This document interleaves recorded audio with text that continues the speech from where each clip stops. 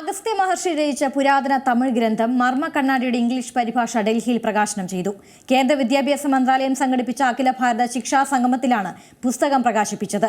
കേന്ദ്ര വിദ്യാഭ്യാസ മന്ത്രാലയത്തിന് കീഴിലുള്ള ഇന്ത്യൻ നോളജ് സിസ്റ്റത്തിന്റെ പിന്തുണയോടെ തയ്യാറാക്കിയ പുസ്തകം പരിഭാഷപ്പെടുത്തിയത് ഗുരുക്കൾ ഡോക്ടർ എസ് മഹേഷ് ആണ്. തിരുവനന്തപുരത്തെ അഗസ്ത്യം ഫൗണ്ടേഷനാണ് പ്രസാധകർ.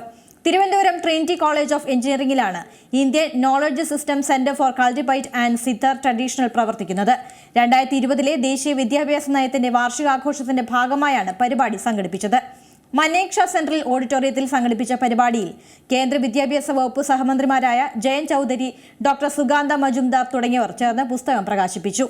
മനുഷ്യശരീരത്തെയും പ്രകൃതത്തെയും കുറിച്ച് അറിവ് പ്രദാനം ചെയ്യുന്ന കൃതിയാണ് തമിഴ് ഭാഷയിലെ പുരാതന കാവ്യങ്ങളിലൊന്നായ മർമ്മ കണ്ണാടി. 500 പാടലുകൾ ഉൾക്കൊള്ളുന്ന കൃതിയാണിത്. മർമ്മം, ജന്മം, ശരീരശാസ്ത്രം, ഉൽപ്പത്തി, ഭ്രൂണ വളർച്ച, മർമാഘാതങ്ങൾ, ചികിത്സാ പദ്ധതി, ഔഷധങ്ങൾ എന്നിവയെക്കുറിച്ച് സമഗ്രമായി വിവരിക്കുന്ന അമൂല്യ ഗ്രന്ഥമാണിത്.